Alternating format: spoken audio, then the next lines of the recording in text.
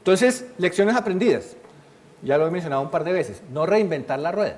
Si hay cosas hechas, una de las cosas que uno después de 19 años de manejar proyectos entiende es que ese proyecto se está haciendo, alguien más lo ha hecho alguna vez en la vida, en alguna parte. ¿Sí? Entonces, ¿usted por qué carajo se tiene que reinventar la rueda? No es que vamos a hacer estas plantillas para... Pero ¿usted para qué se ponía a hacer la plantilla? No, es que mire la hoja de cálculo que me inventé para reportar, pero usted no se puede haber inventado nada. De hecho, si usted lo hizo, realmente es como a ponerlo allá para un Nobel de Economía o alguna vez así, porque es el primero que lo hace en el mundo. No, no creo. Entonces, no reinventemos. Y cuando uno está en una organización como la Cámara de Comercio de Bogotá, que los proyectos son relativamente estables en el sentido de qué es lo que se quiere hacer, cómo se quiere hacer, qué tipo de criterios se tienen y todo, todavía más, ¿sí? Ese es uno de los grandes problemas de los gerentes de proyectos cuando los traen y dicen, mire, este es un nuevo proyecto. Cuando uno sobre todo es muy nuevo, uno dice, uy, ya quién sabe qué me toca hacer. Si usted tiene el soporte adecuado, usted llega y pone el pie y ya sabe a qué se está enfrentando, porque ahí está todo, ¿sí? Entonces no reinventen la rueda. Yo estoy seguro que ustedes tienen una inquietud, una pregunta, van a la oficina de gestión de proyectos y le dicen, oiga, es que me están pidiendo un reporte que nunca hemos usado porque Eso de que nunca hemos usado es muy raro, seguramente. Sí, no, entre los 175 proyectos que tenemos aquí en el repositorio, sí, esto lo hemos hecho, acá está, úselo. Los estándares y herramientas que utilizamos deben aportar el valor, y eso ya mencionamos el porqué, entonces no me voy a detener mucho en ese detalle. Y este sobre todo es importantísimo, y es que las estructuras de soporte están para ustedes, ¿sí? Las estructuras de soporte están para ustedes, lo decía el doctor Hurtado en la presentación inicial. Nosotros estamos aquí es para ayudarlos, esto es lo que nosotros hacemos, ¿sí? No es para fregarlos, es para ayudarlos. Entonces, aprovéchenlo y utilícenlo. Entonces, cuando uno inicia un proyecto, uno tiene que tener claro cuáles son esas estructuras de soporte que uno tiene disponibles. Y si ya es una organización madura, que tiene ya unos procesos establecidos, que tiene unas herramientas, que tiene unos procesos, ni siquiera ustedes tienen que ir a preguntarlo. Ahora estuve hojeando el binder que les entregaron y me parece excelente. Ojalá yo tuviera algo de eso. ¿Me puedo copiar la idea? Porque sería genial decirle a la gente de proyecto, mire, estos son nuestros procesos. No, realmente nosotros lo tenemos, pero es un poco más complejo, no está así tan bonito con dibujitos y todo.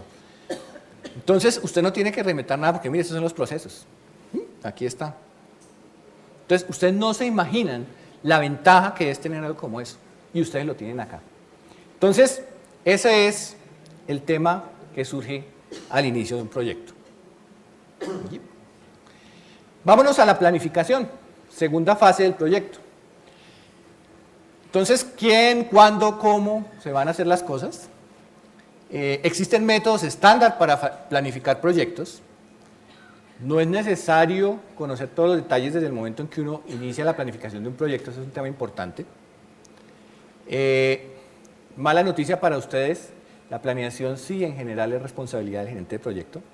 O sea, si yo en mi análisis de calidad de mis proyectos allá veo un proyecto mal planeado, yo no voy a ir allá a regañar a los señores del equipo de proyecto. Primero que voy yo a preguntarles al gerente de proyecto, oiga, ¿y usted cómo planeó esto?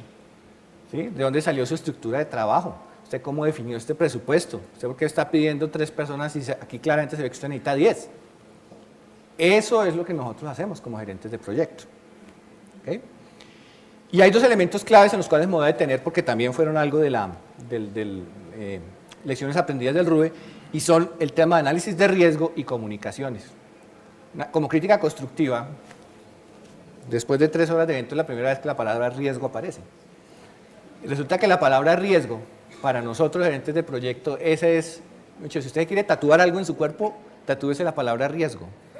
Porque por eso es que los gerentes de proyecto existimos. Si los proyectos no tuvieran riesgo, los manejaba cualquiera.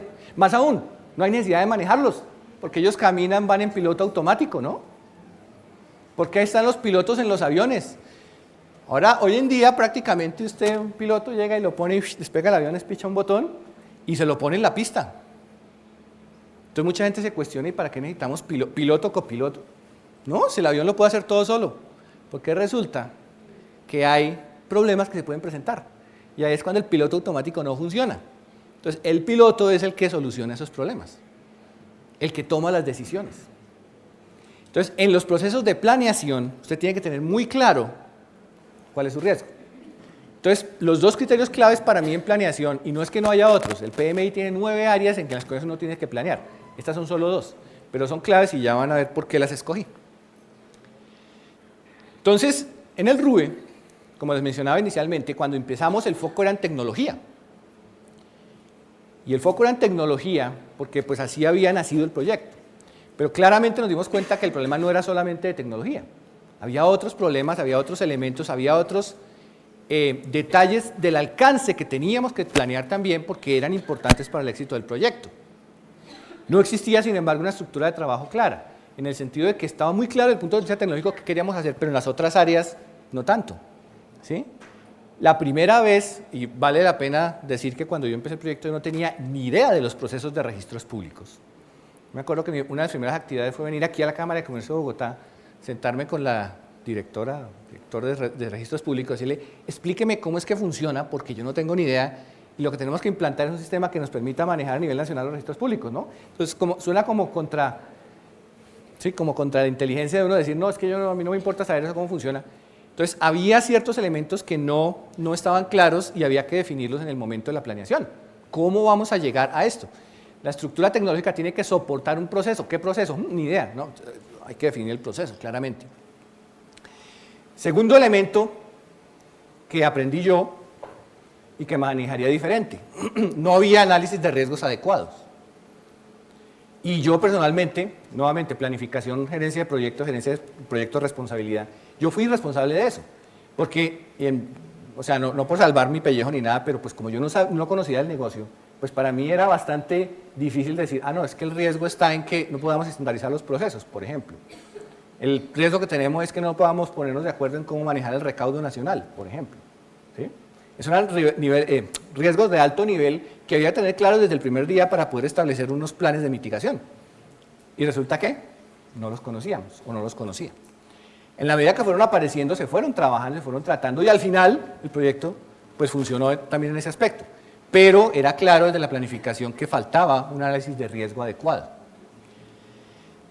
Se estableció un cronograma maestro, que eso fue muy importante porque el cronograma maestro, a pesar de que no estaban definidas todas las actividades, sí nos permitía a nosotros mirar cuándo ciertas cosas, por lo menos a alto nivel, deberían estar listas.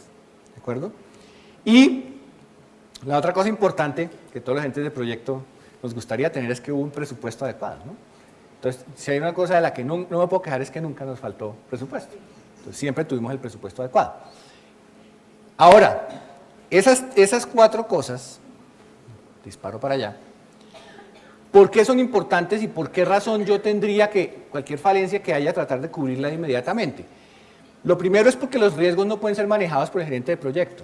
Todos estos 3 ejemplos que les mencioné, los riesgos macro que no vi o que yo personalmente no vi al principio, eso no era porque yo tuviera que reinventarme la rueda, era porque yo tenía que sentarme con gente de las cámaras de comercio, con los involucrados en el proyecto y preguntarles, oiga, ¿y cómo vamos a manejar esta circunstancia en caso de que se nos presente? El valor de analizar el riesgo no es analizar el riesgo. El valor de analizar el riesgo en la planificación es ¿cuál? Saber qué hacer si el riesgo se presenta. ¿Sí? Uno normalmente se imagina el plan de un proyecto como una cosa lineal, pero ustedes imagínense que es lineal pero con una cantidad de ramificaciones. Esas ramificaciones son los planes de mitigación. Entonces, en un momento determinado, si se llega a esa situación y hay que disparar el plan de contingencia, usted tiene que saber cuál es. Usted no puede sentarse en ese momento a definir cuál es el plan de contingencia. ¿Sí? Entonces, hay que tener muy claro que yo tengo que manejar los riesgos con mi equipo, porque ellos son los que saben o los que me pueden dar la luz de cómo se debe manejar. Esa fue una lección aprendida, porque solamente después de cierto tiempo en el proyecto logramos llegar a ese nivel de madurez, digámoslo así.